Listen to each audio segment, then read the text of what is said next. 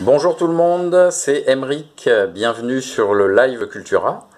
On va passer un moment ensemble aujourd'hui pour parler des intervalles. Les intervalles, c'est l'espace entre les notes, la relation entre les notes de la gamme de Do, par exemple. Ça va nous aider à mieux comprendre la construction d'un accord. On prendra en exemple l'accord de Do majeur pour faire simple. Vous allez voir, ça va nous aider à comprendre beaucoup de choses.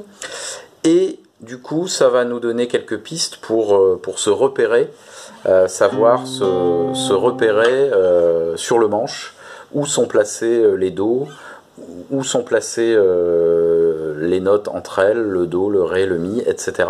D'avoir des petits trucs pour se repérer plus facilement.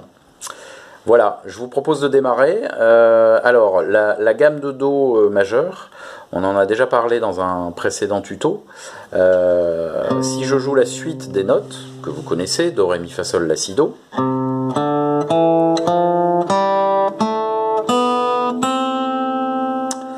on va pouvoir la jouer de différentes manières, cette suite de notes-là. Il y a une chose importante déjà à noter, et à retenir, c'est qu'à la guitare, vous voyez qu'il y a des cases, bien évidemment, sur le manche de la guitare. À la guitare, une case est égale à un demi-ton. Ça, c'est vachement important à retenir. Une case est égale à un demi-ton, donc deux cases est égale à un ton. Ça va nous aider à comprendre le positionnement des notes. Je vous parle de ton et de demi-ton. Pour ceux qui n'ont pas les idées claires là-dessus, on a tous en tête un clavier de piano, l'ensemble des touches blanches et l'ensemble des touches noires. Imaginez-vous le clavier. À partir du Do, entre le Do et le Ré, j'ai une touche noire. Donc j'ai un ton complet entre Do et Ré. Entre le Ré et le Mi, j'ai une touche noire aussi. J'ai un ton entre le Ré et le Mi. Entre le Mi et le Fa, je n'ai pas de touche noire au piano. Il n'y a qu'un demi-ton entre Mi et Fa. Ça, c'est la première chose à retenir. Donc si je joue un Mi aigu à la guitare, ma première corde de Mi aigu, pour faire un Fa, tout simplement, une case est égale à un demi-ton, Mi à vide, Fa sur la première case. Mi, Fa. Entre le Fa et le Sol, je vais avancer de deux cases puisqu'il y a un ton. Entre le Sol et le La, un ton, donc encore deux cases. Entre le La et le Si, encore un ton. Et entre le Si et le Do, c'est comme entre le Mi et le Fa, il n'y a qu'un demi-ton. Donc là, je n'avance que d'une case, Si, Do. Et là, je suis en huitième case sur le Do aigu. Ça, c'est un petit truc pour se repérer facilement et pour commencer à comprendre les notes que vous jouez quand vous jouez une suite de notes, que ce soit au début du manche ou un petit peu plus haut.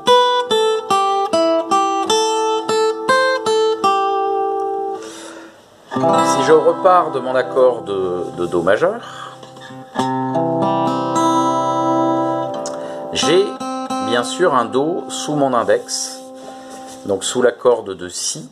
En première case, j'ai un Do, puisque entre Si et Do, un demi-ton, une seule case. Je vais jouer ma gamme de Do uniquement sur la corde de Si. En suivant donc cette règle, un ton est égal à deux cases, un demi-ton est égal à une case. Do, Ré en troisième case, Mi en cinquième, Fa en sixième, il n'y a qu'un demi-ton ici, Sol en huitième, La en dixième, toujours un ton, Si en douzième case, et Do en treizième case, entre Si et Do, un demi-ton. Donc de repérer les mouvements, soit j'avance d'une seule case, soit j'avance de deux cases.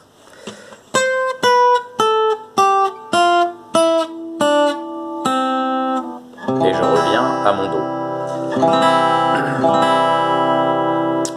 Une fois que vous allez travailler cet écart-là, 2 cases ou une case, en partant du Do par exemple, mais vous pouvez tout à fait partir de n'importe quelle note, ça va vous aider déjà à mieux vous repérer.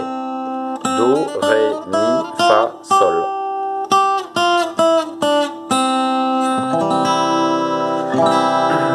Exactement sur le même principe, je peux tout à fait refaire ma gamme de Do, mais ce coup-ci en partant du Do de la basse. Vous voyez que sur notre accord, j'ai bien un Do en 3e case sur la corde de La. Ça, c'est bien ma note Do. Je pars de ce Do et je vais jouer pareil la gamme de Do sur la corde de La.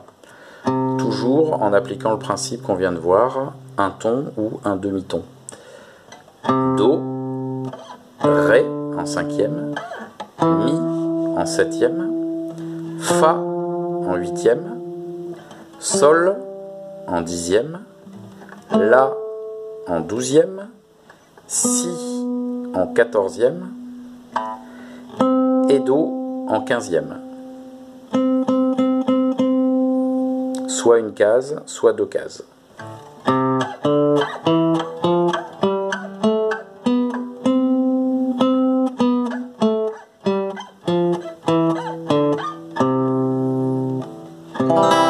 Toujours sur la gamme de Do majeur, mais donc vous voyez bien qu'il y a la relation des notes entre elles, le fait qu'on avance d'un demi-ton ou d'un ton, ça donne évidemment une sonorité différente, et c'est bien pour ça qu'on retient nous la petite musique.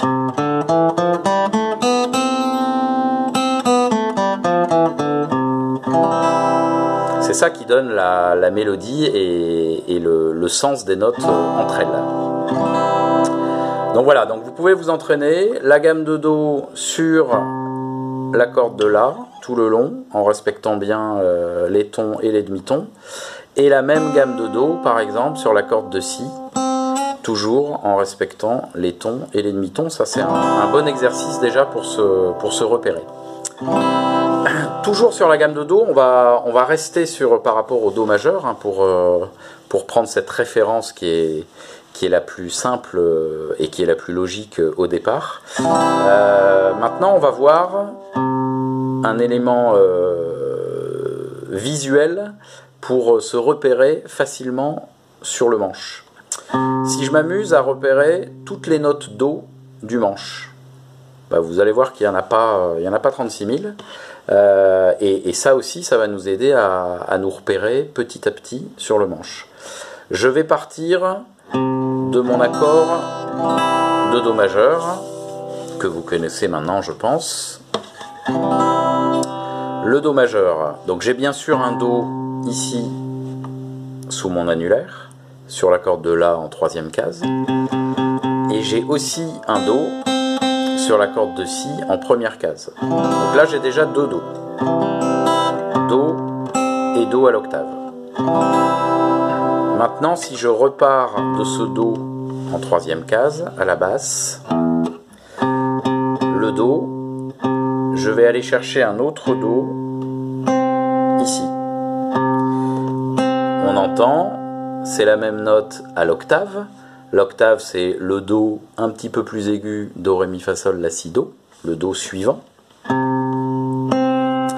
Là, je suis en 5e case sur la corde de Sol. Donc là, j'ai un Do aussi.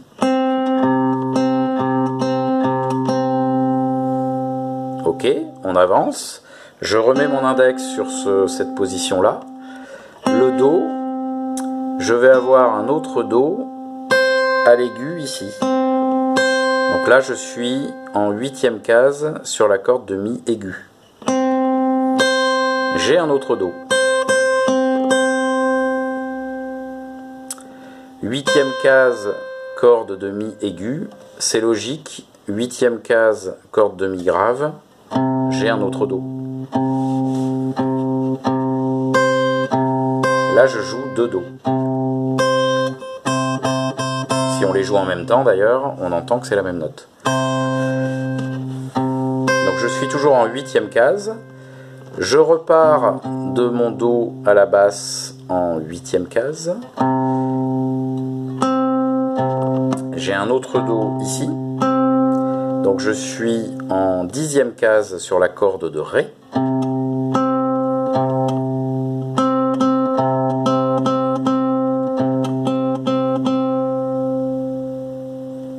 Encore un Do. Je repars de cette base-là, 10e case, corde de Ré, et j'arrive, j'ai fait le tour du manche finalement, puisque j'ai un autre Do ici. Je suis en 13e case sur la corde de Si, et j'ai un Do. Et ce Do-là correspond exactement à mon Do à la première case. Donc nous en avons 1, 2, 3, 4, 5, 6, 7. Nous avons 7 Do, nous avons parcouru 7 Do sur le manche. Je vous les rejoue lentement pour que vous puissiez bien repérer. Donc Do, 2 Do, à la basse en 3e case, à l'aigu en première case. Un autre Do, je suis en 5e case, corde de Sol.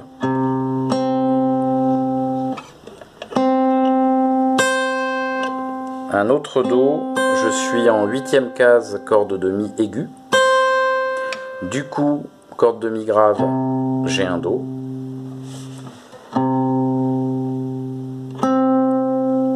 Je suis en 10e case, corde de Ré, j'ai un autre Do. Et là j'arrive, je fais le tour, puisque j'arrive en 13e case, corde de Si, qui est exactement pareil que mon Do ici, en première case sur la corde de Si. Voilà, donc ce petit chemin va vous aider aussi avec la note Do, mais vous allez voir qu'en vous entraînant, ceux qui ont bien compris le truc, bah cette logique, on retrouve la même chose avec les autres notes. Ça va vous aider là aussi à repérer tous les Do, donc à vous repérer, à vous familiariser avec des repères sur le manche, petit à petit quand vous allez jouer des accords ou des petites mélodies. On pourrait retrouver la même logique bien sûr si je pars du Sol ici en 3e case sur ma basse en corde de Mi grave. Et ben, si je veux trouver tous les Sols, je retrouve la même logique. Ici j'ai un autre Sol, ici j'ai un autre Sol, ici j'ai un autre Sol, etc. C'est exactement la même logique, sauf qu'on démarre à un autre endroit, mais la même logique que ce qu'on vient de voir pour l'ensemble des Do. Donc ça c'est un petit travail intéressant à faire aussi pour ceux qui veulent se repérer un peu plus facilement sur le manche. Venons-en dans cette troisième partie, venons-en à une partie très intéressante qui est la relation des notes entre elles. On va prendre toujours un exemple sur le Do majeur pour que vous compreniez bien la chose, et ça va nous aider à comprendre les accords, le début de la compréhension des accords. Quand je vous joue ça,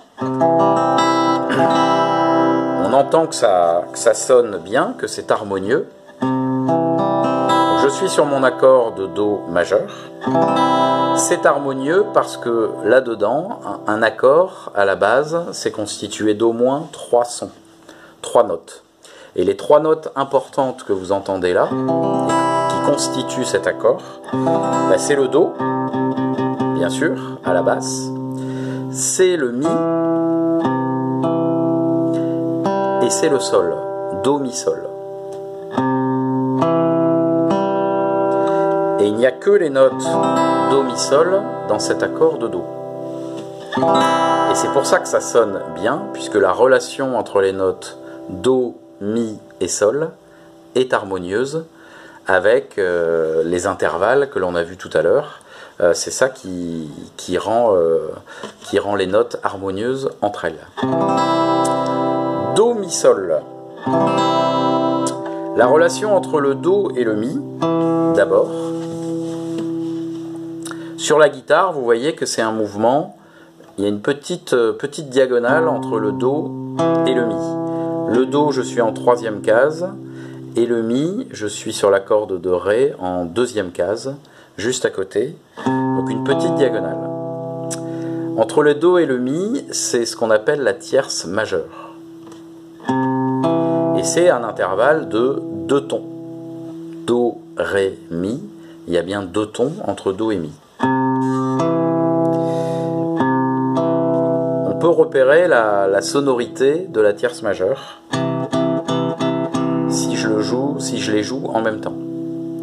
Et donc ce qui est assez pratique à la guitare, petit truc, au-delà de la compréhension des notes, vous pouvez retenir cette position, petite diagonale en partant d'une basse, et la jouer à un autre endroit sur le manche. Là je suis en 5e case, 7e case, 8e case, là je joue une série de tierces majeures.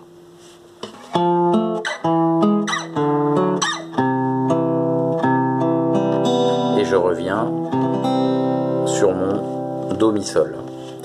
Donc Do, Mi, la tierce majeure, c'est ça qui va donner son nom à l'accord. On dit accord de Do majeur parce qu'il y a un intervalle de 2 tons entre le Do et le Mi. Et comme c'est une tierce majeure, Do, Mi, l'accord est majeur. Donc c'est un accord de Do majeur. Donc le Mi, il a une importance capitale dans la sonorité de cet accord majeur. On la différencie bien évidemment de la tierce mineure. Vous savez qu'il y a des accords mineurs. Si je vous joue la tierce mineure de Do, ça va nous donner une autre sonorité différente. Un peu plus triste, mineur. Là, je joue majeur.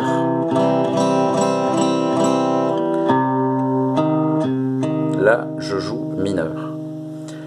La sonorité mineure, et c'est la tierce, hein, vous voyez que c'est une seule note, mais qui va donner son caractère mineur à l'accord. Si je joue l'accord de Do mineur, on est dans une sonorité, ça renvoie une émotion un peu plus triste. Accord mineur, Do mineur, accord majeur, un peu plus gai, beaucoup plus gai même. Dû donc à la relation d'une seule note entre le Do et le Mi, ou donc tierce majeure, sonorité majeure, ou alors entre le Do et le Mi bémol. Il y a juste un écart, donc un ton et demi entre le Do et le Mi bémol, ou alors 2 tons entre le Do et le Mi. Vous voyez que ça se joue à peu de choses, mais l'ambiance, la sonorité est complètement différente. Mineur, majeur. Donc là aussi, vous pouvez vous amuser sur le manche en partant d'une note. Alors faites-le à partir du Do au début, et après à partir d'autres notes à la basse si vous le souhaitez. Jouez des tierces majeures. Une série de tierces majeures, où vous voulez. Vous voyez que ma position de doigt ne change pas.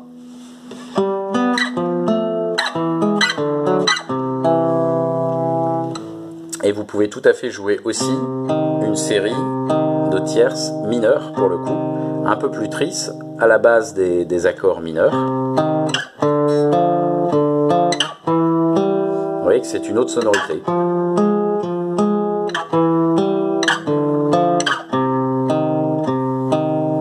Là, on est vraiment sur la relation des notes entre elles, mais qui aide à faire sonner un accord et qui donne son identité à l'accord. Donc ça, c'est la relation entre le Do et sa tierce.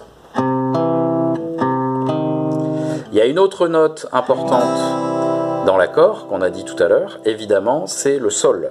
Do, Mi, Sol. Au départ, vous pouvez tout à fait compter les notes sur vos mains, ça aide à se repérer directement. Do, Ré, Mi, Fa, Sol. Sol, ce qu'on appelle la quinte, tout simplement. C'est la 5e note. Do, Ré, Mi, Mi c'est la tierce, c'est la 3e note, tout simplement. Do, Ré, Mi, Fa, Sol. Sol, 5e note, c'est ce qu'on appelle la quinte.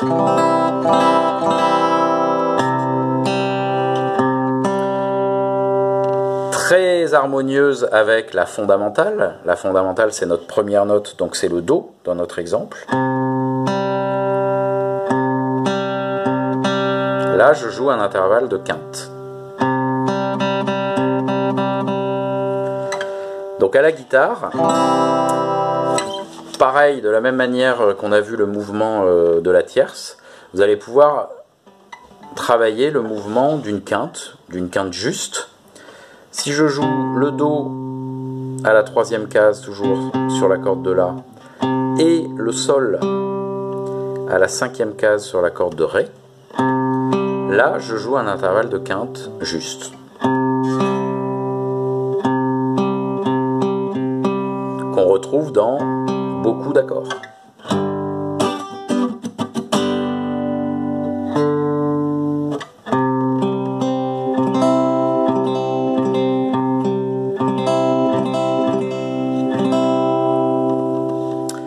Tout accord majeur ou mineur a sa quinte, bien sûr. Donc Do, Sol. Ça donne ce mouvement-là, séparé de 2 cases. Je peux m'amuser à copier et coller quelque part cette position à différents endroits sur le manche. Do, Sol, Ré, La. Là, on entend à chaque fois des quintes.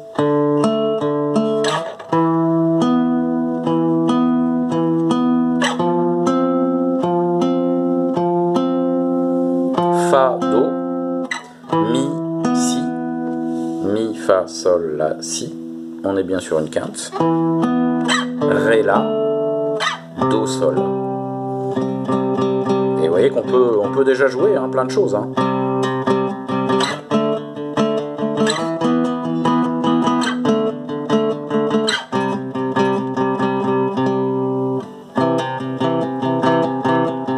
Là je rejoue une tierce. Là, je joue une quinte.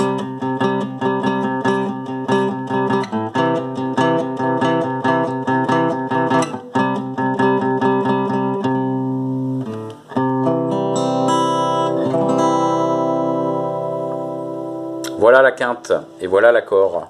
Donc ce sont les notes qui sont à la base, bien sûr, de la construction d'un accord majeur ou mineur.